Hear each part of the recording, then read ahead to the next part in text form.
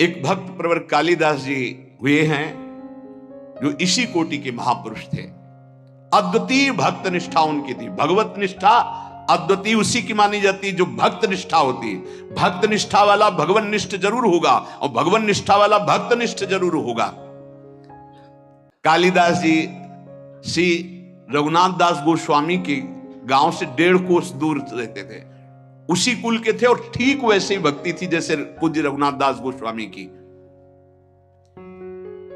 भगवान नाम में इनकी इतनी निष्ठा थी कालिदास जी की, उठते बैठते सोते जागते खेलते हंसते बात करते हर समय इनकी जिह्वा पे नाम चलता रहता। अगर ये कुछ बोलते तो पहले नाम बोलते फिर चर्चा करते। देखो प्रायः सत्संग में कहा है कि अगर आप नाम जापक उपासक हो तो चिंता मत करो, पर आपको जब बात करनी तो पहले धीरे से बोलो राधा, फिर बात करो, बीच में फिर बोलो राधा, फिर जब बात का विश्राम करो राधा। अगर इतनी सावधानी रखोगे तो पूरी बात जो आपने की वो भजन हो जाएगा आपका। कोई कार्य प्रारंभ कर रहे हैं राधा, कार्य के बीच में बोल लो राधा राधा, कार्य के समापन में बोलो राधा, और वो कार्य समर्पित, वो भगवत प्राप्ति करा देगा। आप बात को पकड़िए। वो किसी बात को बोलने के पहले नाम बोलते थे। वो भगवत नाम के बिना तो बोल ही नहीं सकते थे, पहले बोलते थे राधा। ये भक्ति की पहचान है। विभीषण जी जब उठे तो राम राम राम, हनुमान जी ने राम नाम ते सुमिरन कीन्हा, हृदय हरसी कपि सज्जन चीन्हा, ये सन हट करिहो पहचानी साधु ते होए लका। ये संत है क्योंकि सो के एकदम उठते हुए बोला राम राम। ये भक्त का लक्षण है। ऐसा सबको करना चाहिए। नींद खुले तो पहले भगवान नाम उच्चारण करते हुए ही पृथ्वी को प्रणाम करके पैर रखना चाहिए। अद्भुत नाम निष्ठा थी कालिदास जी की। बिना नाम के वो बात ही नहीं करते थे, पहले नाम उच्चारण। और ये नाम उच्चारण, नाम में प्रीति कहां से प्राप्त हुई? बहुत सूक्ष्म बात है। इनकी भक्तों में बहुत बड़ी प्रीति थी, इसी से इनको नाम में इतनी प्रीति हुई। और आजकल कोई बिरला ही ऐसा होता है जिसको किसी भक्त की प्रशंसा सुन के ईर्ष्या ना होती हो। जबकि हमारी भक्ति का स्वरूप यह है कि किसी को सुने कि वो नाम जप कर रहा है, उसका बड़ा यश हो रहा है, वो ऐसा है, तो हमारे अंदर लालसा होनी चाहिए कि इनकी चरण रज माथे पे लगाएं, कभी इनका जूठन मिल जाए, कभी इनका चरणामृत मिल जाए। ये भक्तों की बात थी।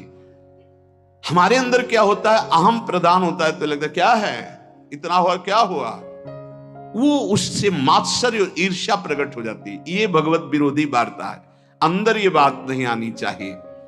जहां वो सुनते कि अमुक जगह भक्त बहुत नाम जापक हैं, तो बहुत धनी थे पर साधारण वेश में छुप करके जाते कि बिल्कुल ऐसे दीन गरीब बन करके, और उनकी सेवा करते।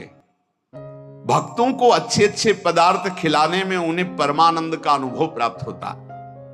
और ऐसा सिद्धांत भी है कि जैसे गर्भवती मां को भोजन पवाओ तो बच्चे को अपने आप पहुंच जाता है, ऐसे हृदय में हृदयस्थ विराजमान भक्तों के प्रभु हैं, तो भक्तों को पवाओ तो प्रभु का अपने आप भोग लग जाता है। भक्तों के मुख से प्रभु बहुत आनंद पूर्वक पाते हैं।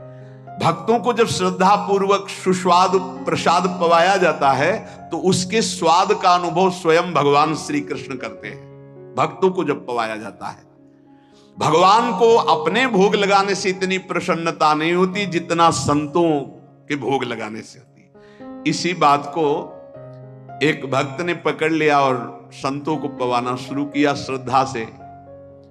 अब उनके पास एक सीमित अर्थव्यवस्था थी। अगर संतों को पता है कि बहुत श्रद्धा पूर्वक यहां प्रसाद पवाया जाता है तो बिना बुलाए भी कृपा करके आने लगते हैं। वहां खूब संतों का आगमन होता और बनवा के पवाते। धीरे धीरे संपत्ति राधे श्याम। अष्ट धातु के ठाकुर जी थे, तो ठाकुर जी की जितनी सेवा पात्र थे स्वर्ण चांदी के जो थे सब बेचकर संत को पवा दिया।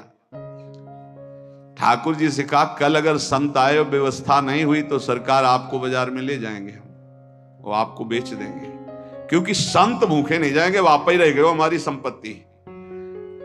भगवान ने कहा कि हमारे संबंध से तो संतों को बस आप संतों के पाने से प्रसन्न होते हैं, ये मैंने सुना है।